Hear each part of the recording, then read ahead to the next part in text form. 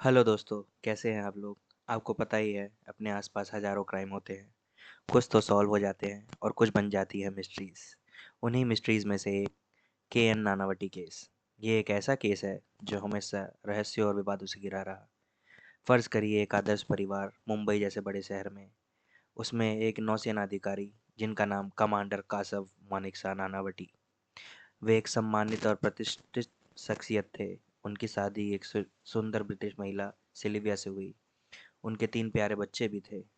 सोचिए, बाहर से देखने में परिपूर्ण दिखता परिवार, खुशहाल और आदर्श परिवार। इसमें ऐसा क्या हुआ कि ये केस मिस्ट्री बन गया? नानावटी कमांडर हमेशा अपने काम से समुद्री यात्राओं पर जाया करते थे। उनकी अनुपस्थिति के कारण सिल्विया और उनके बीच दूरियां पैदा हो गईं। अकेलापन सिल्विया को खाने लगा। उसके दिल में अकेलापन जगह बनाने लगा। तो क्या हुआ इस केस में? किसकी थी गलती, किसकी गई जान? क्या हुआ उस बेडरूम में? चलिए देखते हैं के.एन. नानावटी केस।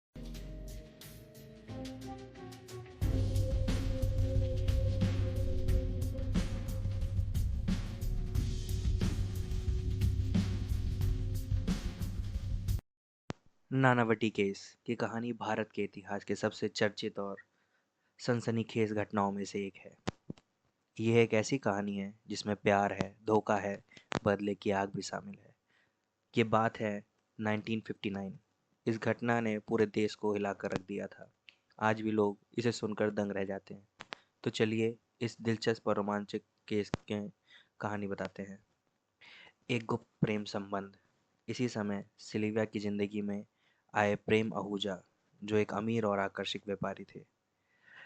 आहूजा की महिलाओं में अच्छी खासी दिलचस्पी थी और सिल्विया उनके आकर्षण में फंस गई। जल्दी दोनों के बीच एक गुप्त प्रेम संबंध शुरू हो गया। सिल्विया के प्रेम से प्यार हो गया था और वह अपनी शादी छोड़कर प्रेम के साथ नई जिंदगी की कल्पना करने लगी थी। लेकिन प्रेम आहूजा एक ऐसे इंसान थे जो किसी एक महिला के प्रति समर्पित नहीं थे। सिल्विया समझ गई कि प्रेम शायद उन्हें कभी अपनाएंगे ही नहीं। फिर भी वो इस रिश्ते में अपनी गहराई तक डूबती चली गई। अब सिल्विया का कबूलनामा। बात है 27 अप्रैल 1959। ये एक ऐसा दिन था जब नानावटी समुद्री यात्रा से घर लौटे। उन्हें महसूस किया कि सिल्विया बेहद उदास और परेशान है। उनसे पूछने पर सिल्विया ने रोते हुए एक चौंकाने वाली सच्चाई उजागर की। उनका प्रेम आहूजा के साथ प्रेम संबंध था। यह सुनकर नानावटी स्तब्ध रह गए। उनने पूछा, क्या प्रेम? वो तुमसे शादी करेगा? सिल्विया ने जवाब दिया कि उन्हें नहीं पता। कल्पना कीजिए उस पल की, जब एक व्यक्ति था जिसने अपने देश के लिए लड़ा, जिसने अपने जीवन में हमेशा ईमानदारी और अनुशासन का पालन किया, और अब उसे अपनी पत्नी से धोखे का सामना करना पड़ रहा है।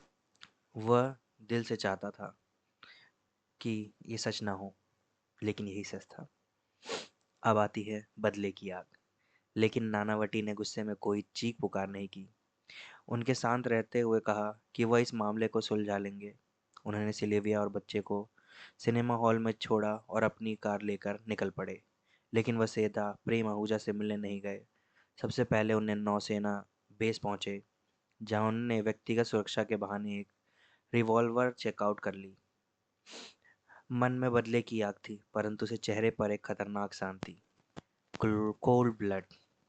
रिवॉल्वर लेकर नानावटी सीधे प्रेम आहूजा के अपार्टमेंट पहुंचे। दरवाजा खुलते ही वह सीधे अंदर गए। दोनों के पीछे गंभीर बातचीत शुरू हुई। नानावटी से सीधे पूछा, क्या तुम सिल्विया से शादी करोगे? मेरे बच्चों का ख्याल रखोगे? आहूजा, जो अपनी लापरवाही और घमंड के लिए मशहूर थे, उन्होंने मुस्कुराते हुए कहा, क्या मैं हर उस औरत से शादी कर लूंगा जिसके साथ मैं सोता हूँ? यह सुन नानावटी हिल गए। ये सुनते ही नानावटी का खून खौल उठा। 3 गोलियां। इससे पहले कि आहूजा कुछ समझ पाते, नानावटी ने अपनी रिवॉल्वर निकाली और 3 गोलियां दाग दी। आहूजा वहीं पर ढेर हो गए। कमरे में सन्नाटा छा गया। केवल गोलियां की आवाज गूंज रही थी। लेकिन ये कहानी और भी अजीब मोड़ लेती है। नानावटी ने आहूजा की हत्या के बाद भागने की कोशिश नहीं की। इसके बजाय वह सीधे पास के पुलिस स्टेशन गए और खुद को आत्मसमर्पण कर दिया।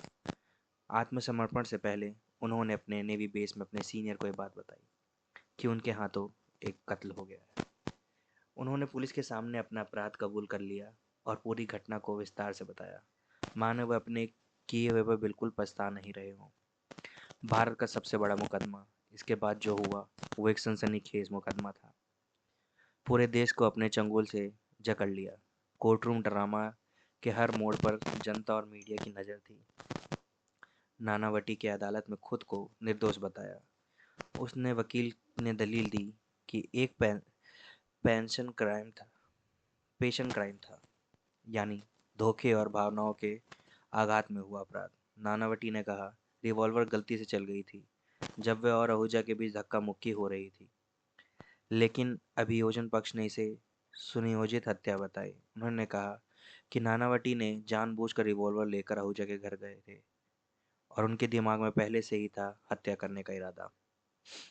जनता की सहानुभूति, आप जानते ही हैं कि जनता की सहानुभूति हमेशा आर्मी, नेवी, एयरफोर्स के प्रति रही है, हमारे सोल्जर्स। तो यही सहानुभूति नानावटी के बहुत काम आई। सार्वजनिक रूप से नानावटी को एक हीरो का रूप में देखा जा रहा था, एक आशा आदमी जिसने अपने परिवार की इज्जत बचाने के लिए ये कदम उठाया। वही प्रेम आहूजा एक महिला भक्षक के रूप में चित्रित किया गया। मीडिया ने भी इस मामले को खूब तूल दी और नानावटी के प्रति सहानुभूति बढ़ती गई। मुकदमा एक जूरी ट्रायल था और जनता की सहानुभूति के अपना काम किया। जूरी ने नानावटी को बेकसूर करार दिया। यह फैसला पूरे देश में हड़कंप मचा गया। अंतिम फैसला, लेकिन अदालत के जज इस फैसले से संतुष्ट नहीं थे। उन्होंने जूरी के पैनल को खारिज कर दिया और मामले को बॉम्बे हाई कोर्ट में भेज दिया। वहां फिर से सुनवाई हुई और अदालत ने नानावटी को हत्या का दोषी ठहराया और उन्हें आजीवन कारावास की सजा सुनाई। यह एक बड़ा झटका था। पूरे देश में इस फैसले की चर्चा होने लगी। इस मुकदमे ने भारत की न्यायिक प्रणाली का एक बार बदलाव लिया। जूरी प्रणाली को जनता की भावनाओं से प्रभावित होने के कारण समाप्त कर दिया गया। अचानक माफ़ी, लेकिन कहानी यहीं ख़त्म नहीं हुई। कुछ साल बाद जनता के एक भारी दबाव और कई प्रमुख लोग की सिफारिश के बाद महाराष्ट्र के राज्यपाल ने नानावटी को माफ़ी दे दी। इसके बाद नानावटी और उनका परिवार चुपचाप कनाडा चले गए, जहां उन्हें अपने बाकी जीवन के मीडिया की नज़रों से दूर शांति से बताया रखा। इसी बीच मैं आपको बता दूं कि नानावटी केस में सिंधी और पारसी दो कम्युनिटी के बीच हमेशा से बहुत खींचातानी लगी रही और बीच में एक एमएलए थे जिनको चोरी के अंजाम में जेल हुई थी और दोनों जातियों को खुश करने के लिए लेखपाल ने यही फ़ायदा उठाया और नानावटी और एमएलए दोनों को एक साथ ही माफ़ी दे दी। सोचिए कितनी सहानुभूति आपका फ़ायदा करवाती है। चलिए देखते हैं विरासत। नानावटी केस ने भारत की न्यायिक प्रणाली और समाज पर गहरा प्रभाव डाला। यह केवल हत्या का मुकदमा नहीं था, यह प्यार, धोखा और न्याय की दिलचस्प कहानी थी जो आज भी लोगों के दिलों में, दिमागों में बसी हुई है। बॉलीवुड में इस केस के अपने अंदाज में पर्दे पर भी उतारा, जिसमें से एक फिल्म रुस्तम भी शामिल है, जो एक दिलचस्प घटना को रोमांटिक और नाटकीय रूप में प्रस्तुत करती है। लेकिन एक सवाल अब भी बना हुआ है, क्या नानावटी ने सच में सम्मान और धोखे के कारण हत्या की या एक सुनियोजित बदला था? यह रहस्य आज भी एक कहानी को रोमांचक और जटिल बनाए हुए है। नानावटी केस हमेशा के लिए उस कहानी के रूप में याद किया जाएगा जहाँ प्यार, धोखा, न्याय परिभाषित टकराएगी। यह वह कहानी है जो सुनने वाले के दिल और दिमाग पर गहरी छाप छोड़ती है। सोचिए क्या पहलू हो सकते हैं। क्या हुआ था उस बेडरूम में? 3 गोलियां चली और आहूजा ढेर। क्या ये सोचा समझा कत्ल था या हीट ऑफ द मोमेंट? और सोचिए कि कितनी पहुंच थी आहूजा की और कितनी थी नानावटी की, कि वो अपना केस यूं ही जीत गए एक प्रतिष्ठित व्यापारी के सामने। ये पूरी कोल्ड ब्लडेड प्लानिंग लगती है मेरे को, कि नानावटी ने पूरी प्लानिंग करी, सीनियर को बताया, सहानुभूति जोड़ी, एक एक पल, एक एक चीज़, सब कुछ बनाई हुई रेखांकित कहानी लगती है। और माफ़ी मिलने पे भी कई सवाल हैं, क्योंकि राज्यपाल पहले से ही नानावटी से प्रभावित थी। वो समाज में ऐसे लोगों को देखना चाहती थी जो देश के लिए और अपने परिवार के लिए सब कुछ कर सकते हैं। इसीलिए वो उनने बहुत बार पहले भी कोशिश करी थी नानावटी को माफ़ी दिलाने की, लेकिन जब दोनों पक्षों के लोग को माफ़ी दी गई तो उनकी पार्टी को फ़ायदा भी हुआ, दोनों तरफ से वाहवाही भी मिली और नानावटी भी बाहर आ गए। आपका क्या सोचना है? सच में नानावटी ने बदले के लिए मारा या बहस में गर्मा गर्मी में गोली चल गई?